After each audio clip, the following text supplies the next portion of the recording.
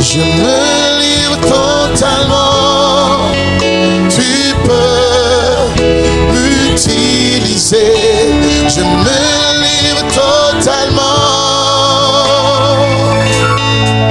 Éternel, je me livre totalement. Tu peux m'utiliser. Je me livre totalement.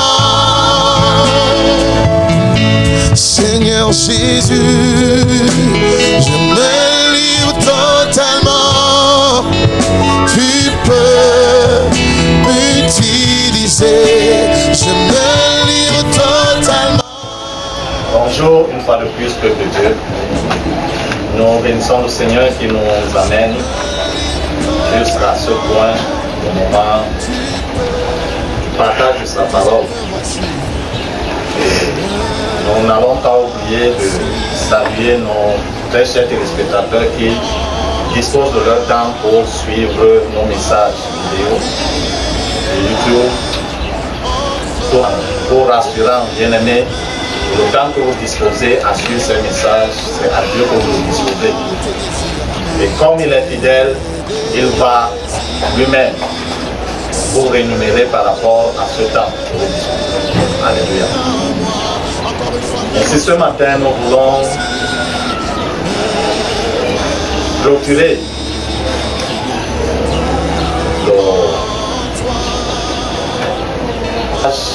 le thème que nous avons introduit il y a 2 semaines. Et nous parlons depuis lors des critères du service acceptables par Dieu. Alléluia.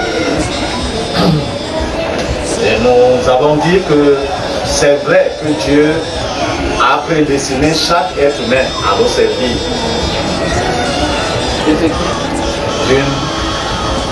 à un autre.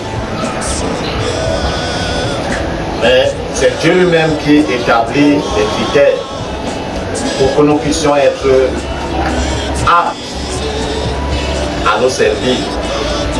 Nous avons commencé à prendre ou à nous édifier par rapport à l'exemple du peuple d'Israël qui était en Égypte. Aller en Égypte, bien qu'étant en petit nombre, lorsque le peuple a grandi, le pharaon sur le trône en ce temps l'a réduit en esclavage. C'est vrai que tu avais déjà prédit.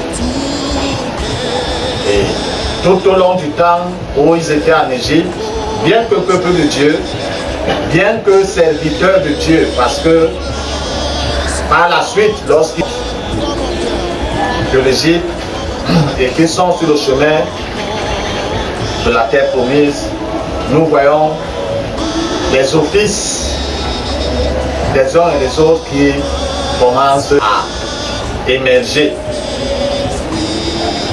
Or, tout au long du temps où ils étaient en Égypte, ils n'ont que servi le maître qui les dominait.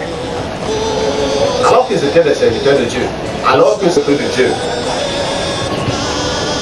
Et Dieu nous a fait ainsi comprendre que pour qu'il puisse utiliser ou amener à son service une personne, si déjà Israël, il a fallu qu'il les délivre de la main puissante et de l'esclavage en Égypte, à combien plus forte raison des autres nations, ou les nations, alléluia, qui depuis les toutes premières générations ont commencé l'idolâtrie et ont continué dans l'idolâtrie jusqu'à présentement. Donc automatiquement, le premier critère, c'est que Dieu doit délivrer cette personne du cercle ancestral de la famille dans laquelle la personne est née. Et quand nous voulons nous parler de ça, nous voulons parler du système d'idolâtrie qui a été établi dans cette famille depuis les toutes premières générations. Si cette délivrance n'est pas faite, bon, on va penser servir Dieu, mais on continuera à servir les dieux de nos ancêtres. Alléluia. Dieu devrait d'abord délivrer cette personne, donc sortir cette personne, la déconnecter. Et deuxièmement, Dieu devra s'approprier de la personne. Donc comme Israël, il l'a sorti de l'Égypte et il s'est approprié d'Israël, il parle d'Israël étant son premier-né. Et en s'appropriant Israël, il a commencé à donner à Israël ses instructions, ses commandements, ses ordonnances, ce qu'il voudrait qu'Israël soit. Parce qu'en Égypte, ils ont appris beaucoup de choses. Bien qu'ayant eu reçu de leur ancêtre Abraham, à la suite Isaac et Jacob, mais pendant les 430 ans qu'ils ont vécu en Égypte, ils ont vu beaucoup de choses. Même si tu ne veux pas, tes oreilles, tu ne vas pas les fermer. Alléluia. Donc comme en ce temps, c'est quand la musique profane est en train de passer, tu ne vas pas fermer tes oreilles. Oh, Dieu ne nous a pas donné cette capacité. Alléluia. On entend. Et plus tu entends cela, ça enregistre dans ta mémoire. Et même 30 minutes ou 1 heure après, ça va remonter comme tu étais en train d'écouter. Ils ont appris beaucoup de choses. Il a fallu que Dieu les recadre par rapport à sa pensée, par rapport à ce qu'il voudrait qu'il soit. C'est donc à partir de ce moment, pour s'aligner à Dieu, ils devaient déjà coopérer par rapport à leur sortie et bien entendu, par la suite, continuer à coopérer, à se mettre à Dieu. Et même avec le Seigneur Jésus-Christ et les tout premiers disciples, Pierre, Jean, Jacques et les autres, pendant toute une fois, vous l'avez dit, c'est dans la foule, il n'a pu choisir d'autres qu'il a voulu qu'il soit avec lui. Et tous ces 12-là qui ont accepté aller vers le Seigneur Jésus-Christ, ils n'ont plus eu de vie. Alléluia. Le Seigneur Jésus les a appropriés. Ils n'ont plus de vie, ils ne sont plus retournés chez eux. Au bon mot, Pierre a demandé au Seigneur Jésus, non, tu parles du royaume et du royaume et du royaume. Qu'en est-il de nous? Moi j'ai laissé ma pêche, même si elle était artisanale, elle me permettait quand même de payer les impôts et de nourrir ma famille. Alléluia. Qu'en est-il de nous? Parce qu'il se posait des questions. Et le Seigneur Jésus de lui dit qu'il n'y a personne qui ait laissé femme, enfant, père, mère et même ton petit bateau de pêche que tu as laissé et qu'il ne retrouve pas cela tant tu pleures dans ce temps-ci. Alléluia. Et les disciples allaient partout au Seigneur Jésus, puisqu'ils n'avaient même pas de maison. Là où on permettait qu'ils puissent pencher sa tête, les disciples penchaient également leur tête à côté de lui. Parce qu'il fallait faire un travail de fond en chacun d'entre eux. Quelqu'un me dira, mais Judas, pourquoi il n'a pas fait le travail de fond? Est-ce que le Seigneur, malgré sa souveraineté, il a limité au niveau de la volonté de l'être humain? Amen. Judas a choisi, bien qu'étant avec le Seigneur Jésus, de ne pas être pour lui. Alléluia. C'est pourquoi ce qui est arrivé par la vie. De la même manière, le Seigneur peut même nous déconnecter du cercle ancestral, commencer à faire un travail dans nous. Si nous n'acceptons pas être pour lui, ce travail n'avancera pas. Nous ne pourrons pas servir le Seigneur de manière effective et efficace s'il n'a pas fait ce travail de fond. Parce que hier nous avons servi quelqu'un. Alléluia. Tout comme le peuple d'Israël, quand il sortait de l'Égypte, il sortit de l'Égypte parce que Pharaon avait accepté. Il a fallu que la main puissante de Dieu terrasse les dieux de Pharaon et même son armée. Et que le peuple traverse la mer Rouge. De la même manière, si le Seigneur ne te déconnecte pas de l'ancestral, les réclamations vont s'élever et ils auront raison sur toi. Amen. C'est pourquoi il faudrait que cette déconnexion soit effective et que le Seigneur maintenant puisse te séparer de manière effective, te purger de ce service que tu as rendu à tes ancêtres, afin maintenant de te mettre en position pour le servir de manière effective. Alléluia. Ce matin, donc, nous voulons continuer par sa grâce dans le chapitre 12 de l'Épître de Paul aux Romains. Premier verset 2, il nous est dit dans ma version: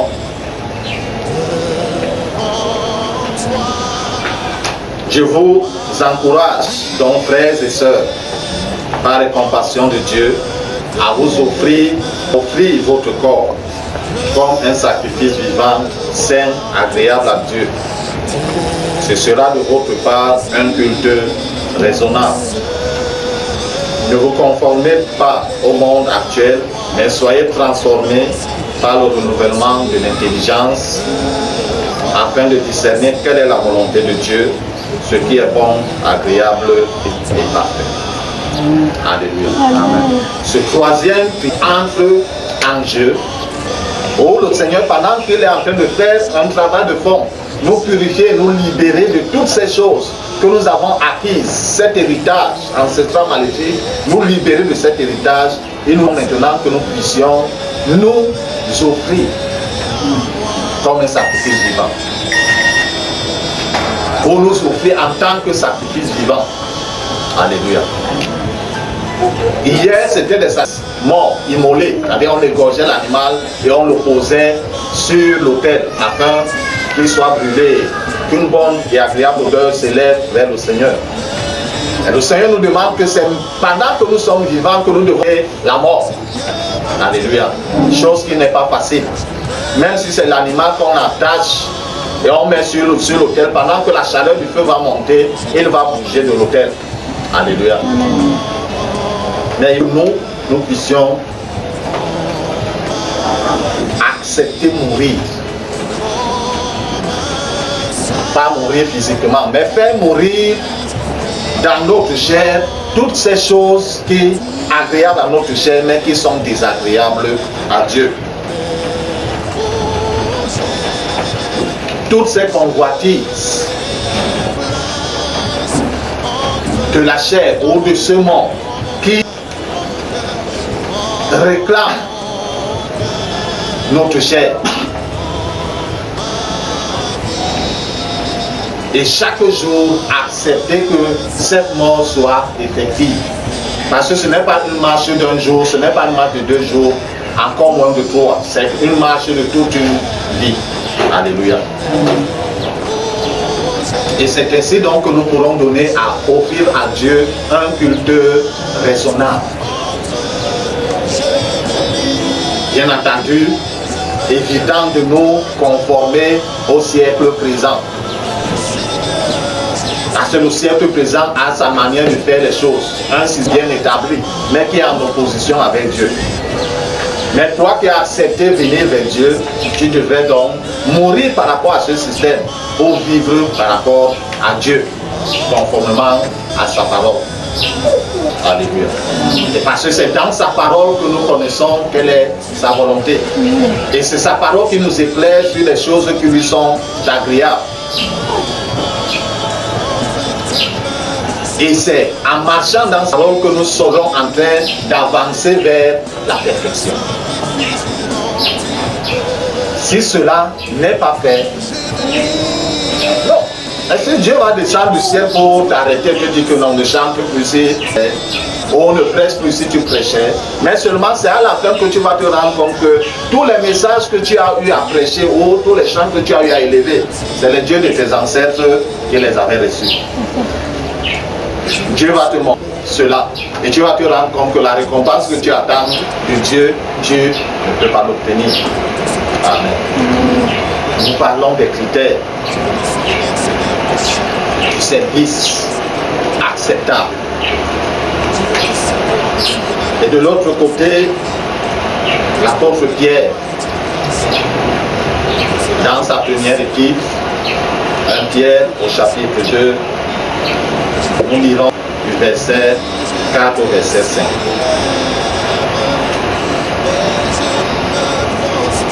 Il nous dit, dans ma version, approchez-vous de Christ, la pierre vivante, rejetée par les hommes, dite et précieuse devant Dieu. Et vous-même, en tant que pierre vivante, laissez-vous édifier pour former une maison spirituelle, un groupe de prêtres saints, afin d'offrir des sacrifices spirituels que Dieu peut accepter par Jésus-Christ. Alléluia. L'exhortation de l'apôtre Pierre aux chrétiens de son époque et qui nous parvient également de nos jours, que nous devons nous accrocher. C'est-à-dire accepter venir tout comme eux qui étaient les tout premiers disciples. Quand le Seigneur les a appelés, ils ne sont pas restés en arrêt, ils sont venus avec le Seigneur.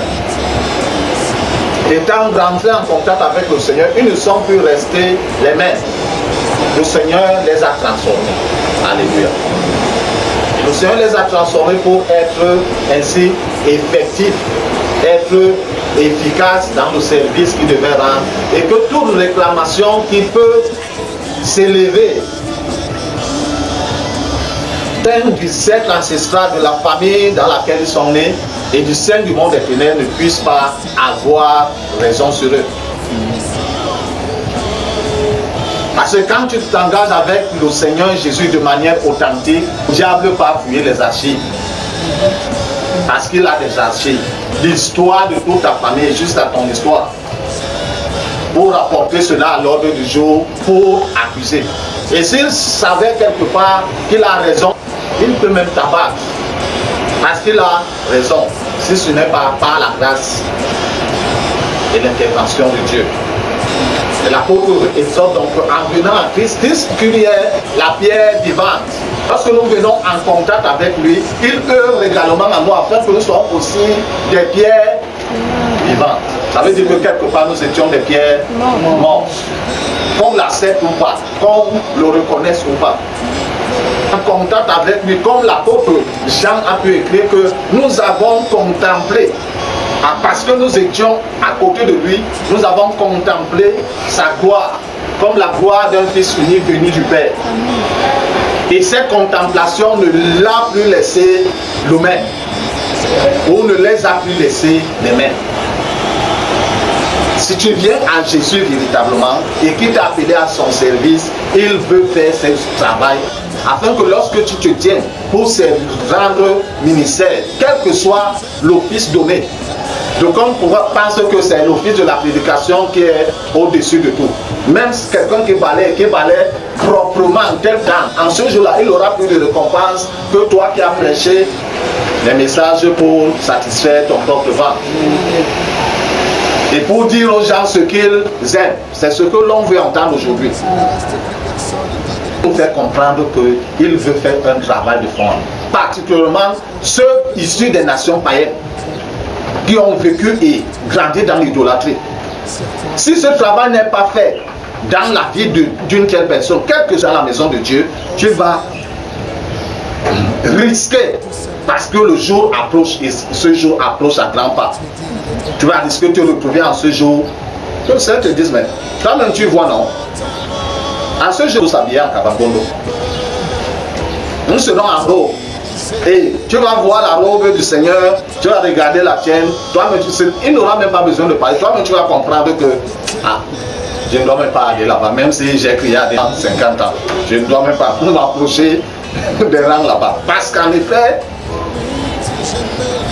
la personne n'a pas été déconnectée de cette ancestral. Et si, comme je disais, dans sa miséricorde n'intervient pas, ils peuvent même t'abattre. D'aucuns sont tombés sur le pupitre. On a dit gloire à Dieu parce qu'il est tombé étant derrière le pupitre. Bon, il est entré au ciel.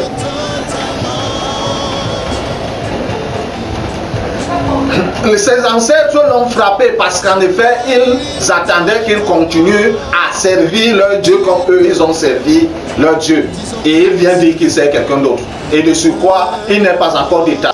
La corde reste encore, il suit cette corde et il t'abat. Parce que la décision dans chaque cercle ancestral, quel que soit le pays, ce n'est pas que parce que c'est les Africains, ou quel que soit le pays sur cette terre, si tu ne sers pas les dieux de tes ancêtres, et tu te dis que tu vas servir le Dieu vivant, créateur du ciel et de la terre, et que cette déconnexion n'est pas faite, il risque de t'abattre. Parce que la décision, c'est que aucun de leurs descendants ne doit servir d'autres que Dieu, si ce n'est le Dieu de leur Dieu. Et toi, tu te décides de servir le Dieu vivant. Il faut être assuré, alléluia, que le Dieu vivant puisse te séparer de ce secte. Et maintenant, suivant les autres critères, alors nous pourrons, comme l'apôtre Pierre a dit, étant devenus des pierres vivantes, nous construire. Laissez-vous édifier. Il a dit, c'est le Seigneur, comme il a dit, je bâtirai mon église. C'est lui qui sait que le parfum ira ici. Telle personne est bon pour ceux-ci. Ce n'est pas les offices qu'on impose sur les gens. Non, je t'ai vu, tu dois être comme ceci. Non, c'est le Seigneur qui place quelqu'un à un niveau, dans un office donné, parce qu'il sait que celui-là est apte à servir. Quand il va servir dans cet office, il sera efficace, il sera effectif et il sera une bénédiction pour les autres. C'est alors que, construit ainsi, nous pourrons élever vers le Seigneur des sacrifices qui peuvent lui être acceptables par Jésus-Christ notre Seigneur. Bien-aimés, le temps nous manque. Mais ce que nous devons nous rassurer, c'est que chacun, pendant qu'il vient dans la maison de Dieu, parce que Dieu, dans sa pensée, en suscitant un serviteur, il veut d'abord faire ce travail dans la vie de ses serviteurs, afin que celui-là soit maintenant apte à aider les autres. Je disais tantôt, la fois dernière, que Moïse fut le premier à sortir de l'Égypte. Alléluia. Pour aller de l'autre côté de la mer Rouge. C'est encore lui que Dieu utilise pour revenir, il revient. Même comme il a dit à Dieu que Pharaon, j'ai grandi là-bas, je connais les choses là. Dieu lui a dit, qu'est-ce que tu as en main? Il a dit, c'est un bâton que je disais. J'ai le bâton à terre. Il a jeté, il a vu le serpent, il a fui lui-même. Dieu lui a dit, la masse. Et celui que Dieu envoie en Égypte pour faire sortir le peuple hors de l'Égypte. Donc avant que Moïse, ou alors que Dieu ramène Moïse dans le territoire d'Égypte où il a servi, même si son c'est un peu de haut rang, mais il était aussi esclave. Même s'il était esclave de rang élevé, les autres travaillaient au champ, mais lui il travaillait dans le palais. C'est quand même un peu différent. Mais il était esclave, parce que lorsqu'on a connu sa véritable identité, qui n'est pas le fils de la fille de Pharaon, mais qui est plutôt le fils de Jochebed, sa mère, et bon, on l'a poursuivi et il a fui. Alléluia. Amen. Ou même, Dieu l'a sorti, c'est vrai, c'était en catastrophe, mais il est tout de même sorti avant tous les autres. Amen. Je veux dire que quelque part, il connaissait les raccourcis de la sortie d'Égypte. Alléluia. Et Dieu donc a fait ce travail en lui pour nous séparer. Quand il est revenu en Égypte, là on devait l'arrêter. Parce qu'un criminel qui s'échappe de la prison de Nouvelle et quelque part revient au parage de la prison de Nouvelle, quand on reconnaît que c'est un criminel, on va le laisser partir. Mais quand il est revenu en Égypte, ce n'était plus le Moïse qu'ils ont connu parce que Dieu avait transformé sa vie. Quand il est venu parler à Pharaon, c'est vrai, on a fait un peu de rapport. Non, c'était Moïse. Mais quand il parlait à Pharaon, il ne parlait pas venu à Pharaon comme étant un esclave. Il parlait à Pharaon comme étant serviteur de Dieu. Et en effet, même, il était comme Dieu, il avait un interprète. C'est ça. Alléluia. Parce que Dieu avait fait un travail de fond en lui. Il pouvait maintenant se tenir face à Pharaon et parler avec autorité. Ce Pharaon lui a dit, qui est Yahweh pour que je laisse le peuple d'Israël aller le servir? Il a dit, ok, attends. Il a jeté le bâton. Et quand il a jeté le bâton, Pharaon a dit, mais qu'est-ce que tu nous fais là? Il a aussi appelé ces gens, ils ont jeté leur bâton. Mais à la grande surprise, le bâton de Moïse a avalé tous les autres bâtons qui étaient devenus le serpent. Et Dieu, par la suite, a continué à manifester sa toute-puissance. L'Égypte n'avait plus de pouvoir parce qu'ils ont jeté le bâton à terre, qui sont devenus les serpents. Le bâton de Moïse qui était aussi devenu le serpent a avalé les bâtons du Pharaon. Il n'avait plus. C'est pourquoi tous les autres flèches qui sont tombés, il n'y avait plus de répondants. Alléluia. Donc, fais donc ce travail de fond en toi. Il te met en position pour que ces détracteurs ou ces réclamations venant du cercle ancestral de la famille d'aînés, quand ils se lèvent, ils trouvent que tu es debout, que ce soit de jour, que ce soit de nuit, parce que Dieu te soutient. C'est alors que pendant que tu rends service, ce service est agréable à Dieu et lui est acceptable. Tout comme dans les entreprises, quelquefois, on recrute quelqu'un, il a un bon CV, il a un bon esprit, mais il comprend que non, celui-ci, on peut bien l'exploiter. On l'envoie encore en formation pour qu'il sorte là-bas. Quand ils viennent, on le met un seul en poste, qu'il soit plus effectif et plus efficace dans le travail. Si dans les choses naturelles, les hommes le font, à combien plus forte raison Dieu. Je vais donc faire ce travail pour que partout, quel que soit l'aspect où nous sommes en train de le servir à la maison, que nous nous servions sans crainte.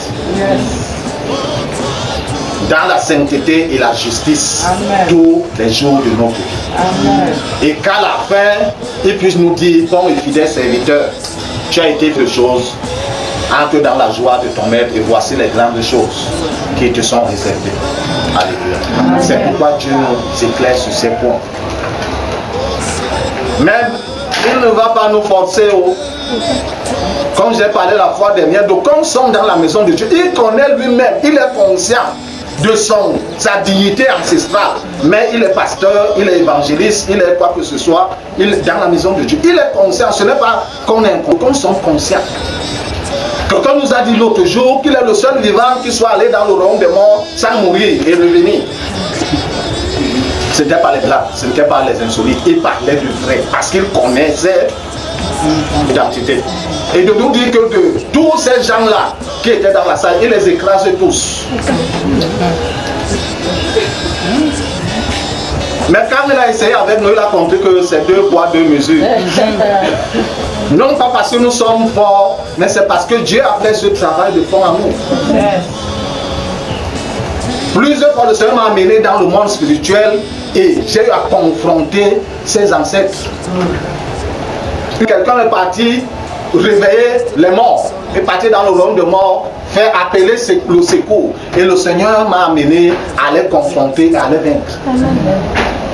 Ce n'est pas parce que je suis fort, alléluia. C'est lui qui a fait, c'est ce même travail qu'il veut faire en chacun d'entre nous. Sinon, en ce jour, même si on était avec, on a confessé Jésus et que ce travail n'a pas été fait en nous, en ce jour-là, on va se présenter, mais on va même reconnaître que non, je ne dois pas m'aligner dans les rangs. Et le sacrifice que le Seigneur a consenti sur la croix sera vain. Et pourtant on a été dans la maison de Dieu, on a chanté dans le territoire où on devait être effectivement libéré de ces liens et de ces chaînes pour être particulièrement attaché à Dieu. Mais cela n'a pas été fait. Le Seigneur a su bien dit qu'un aveugle ne peut pas conduire un aveugle. Il faudrait donc que le Seigneur qui a ouvert les yeux et que tu sois maintenant capable de dire à quelqu'un que voici le chemin qu'il faut suivre. Alléluia. Que le Seigneur ait une parole dans nos cœurs. Surtout que nous puissions la garder et la mettre en pratique. Amen. Père Tout-Puissant, Dieu éternel, au nom de Jésus-Christ Nazareth, j'élève ma voix pour cette personne, oh Père, cet homme, ce jeune homme, cette jeune femme, ce vieillard, oh Dieu, qui disposera son temps, Seigneur notre Dieu, pour suivre ce message. Que Père éternel, ta main toute puissante s'étende pour secourir la personne, au-delà même de ses attentes. Oh Père éternel, toi qui connais la situation dans la vie de la personne, intervienne au Dieu de bonté, à la source même de sa situation au nom de Jésus. Toi qui connais, Père éternel, oh Papa, les ramifications ancestrales dans lesquelles la personne est, Dieu Tout-Puissant, étends ta main et déconnecte la personne. À cause de ce temps disposé à suivre, Seigneur, ce message, glorifie ton Saint-Nom, mon Père et mon Dieu, de Jésus-Christ. Tu connais encore mieux, Père éternel, les ravages que cette idolâtrie, pour d'aucuns conscients, d'autres inconscients, a apporté dans leur vie. Les dégâts et les dommages. Et tant également ta main, notre Dieu de libération, ta main de guérison, Seigneur, pour guérir, au Dieu de gloire, à la source, pour réparer, Père éternel, à neuf, pour la louange et la gloire de ton Seigneur. Merci, Seigneur Tout-Puissant. Merci, Dieu éternel.